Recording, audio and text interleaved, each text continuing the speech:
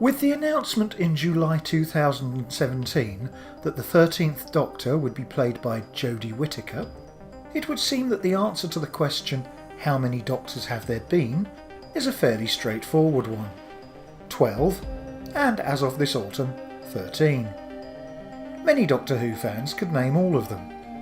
William Hartnell, Patrick Troughton, John Pertwee, Tom Baker, Peter Davison, Colin Baker, Sylvester McCoy, Paul McGann, Christopher Eccleston, David Tennant, Matt Smith, Peter Capaldi, and the aforementioned Jodie Whittaker. But then, other fans might flippantly suggest that, as agreed by two of the lead characters in former Doctor Who showrunner Russell T Davies' series Queer as Folk, Paul McGann doesn't count. Whilst other fans would ask, more seriously, but what about Richard Hurndall? What about David Bradley?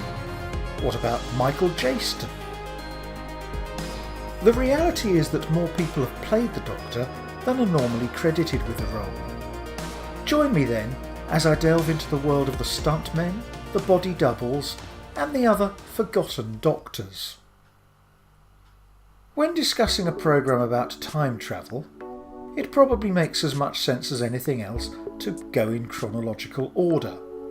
And in so doing, we find that our first forgotten Doctor was an actor named Brian Proudfoot, in a scene in the second episode of the first season's closing serial, The Reign of Terror. It's actually a scene that's noteworthy for not one, but two production firsts in Doctor Who's history, since it's also the programme's first use of location filming. At the time, Doctor Who was a studio-bound production, normally recording in the BBC's electronic studios at Lime Grove, and sometimes, for example for fight scenes requiring choreography and editing, at film studios in Ealing. But for the episode The Guests of Madame Guillotine, the decision was made to feature a brief sequence of the Doctor walking through the French countryside. For this sequence, the film crew went in reality no further than Buckinghamshire, to the White Plains nursing home in Denham Green, and to the Isle of Wight farm at Gerrard's Cross. And because William Hartnell was at the time rehearsing episode 4 of The Censorites, Proudfoot doubled for him. Proudfoot would go on to double for Hartnell again in the Space Museum, as well as having a couple of other uncredited appearances in the programme, but his only credited role would be as Tigillinus in The Romans.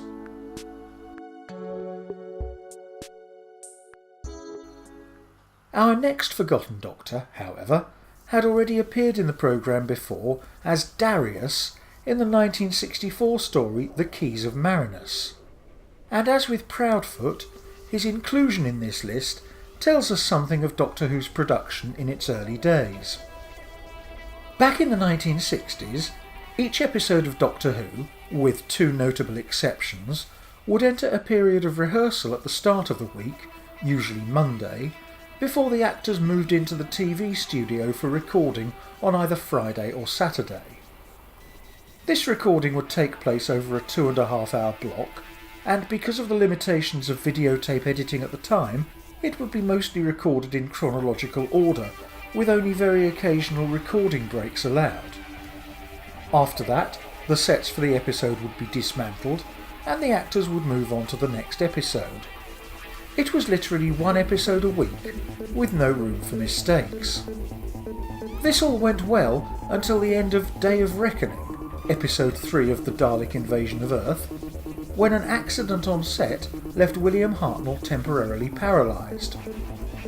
Although he was well enough to complete that recording, he was given the following week off to fully recover.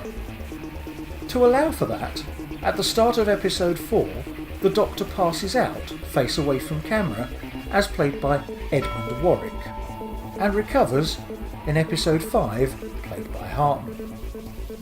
Warwick would go on to return to the show as the Daleks' robot double of the Doctor in The Death of Doctor Who, episode 5 of the 1965 serial The Chase.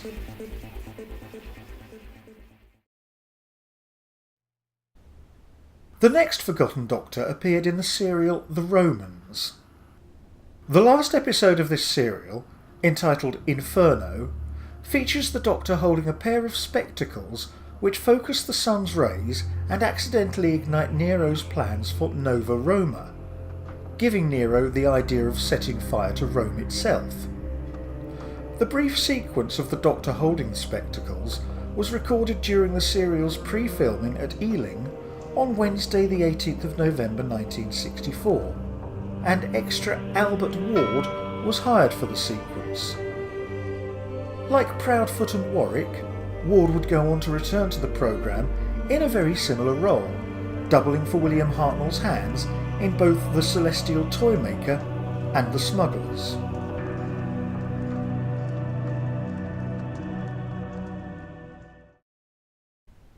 Given the overwhelming success of Doctor Who in general, and of the Daleks in particular, a wide range of spin-off material was produced in the show's first couple of years, it was perhaps inevitable that interest would be high in producing a film adaptation of the series. And indeed, the film company Amicus negotiated the rights to make a series of films. 3 were planned, but only 2 were eventually made. However, when the first film, Doctor Who and the Daleks, went into production in April 1965, TV serial The Space Museum was being made, so Hartnell would not have been available to reprise his role for celluloid. The quest was on for the next Forgotten Doctor. And quite frankly, he's a man for whom the tag Forgotten is thoroughly inappropriate. Born in Surrey in 1913, one of Peter Cushing's early notable roles was as Winston Smith in the BBC's controversial production of George Orwell's 1984. Subsequent memorable performances were as Van Helsing, Frankenstein, Sherlock Holmes, and in later life, the Grand Moff Tarkin in Star Wars. He later famously retired to live in Whitstable and sadly died in 1994. Despite his achievements, however, he received an OBE, his appearances in Doctor Who and the Daleks and in Daleks Invasion Earth 2150 AD often go unremembered by fans of the programme, hence his inclusion in this list.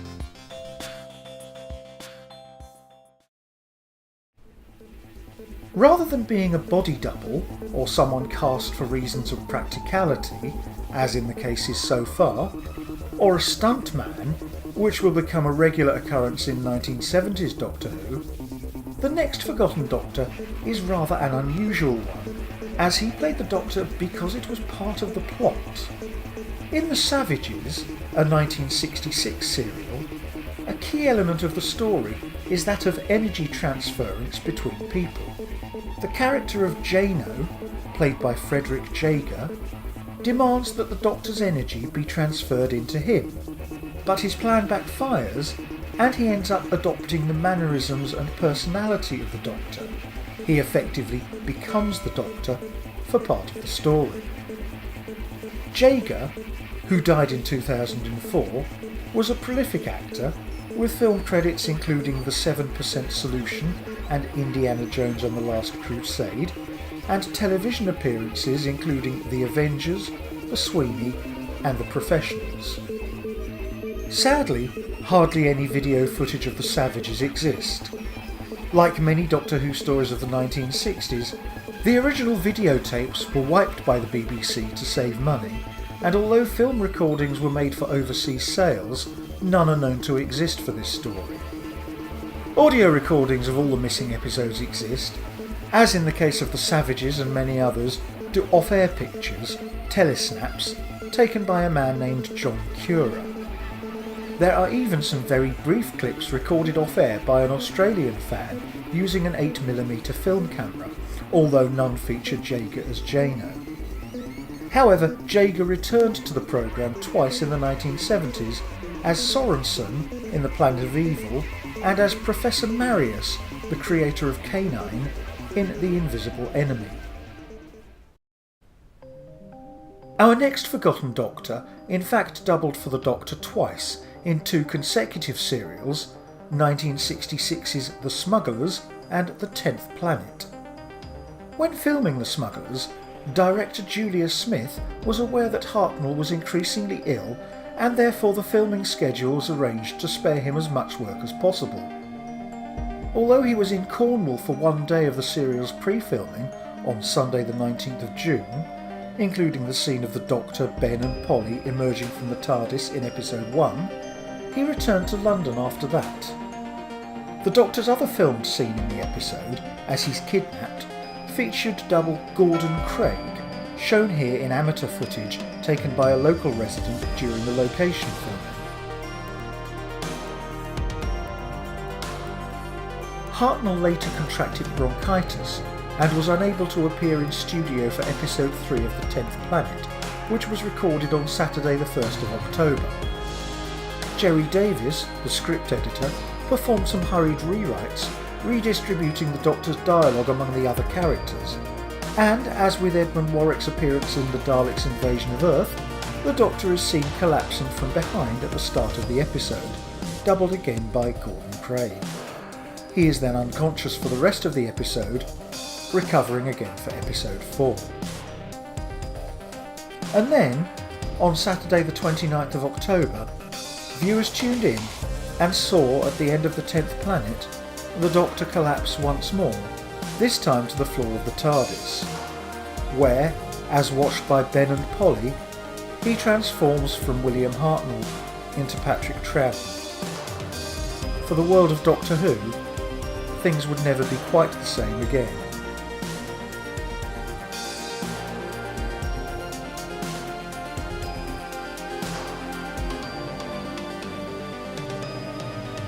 Join us next time when we look at the Forgotten Doctors from Patrick Troughton's time as the Doctor.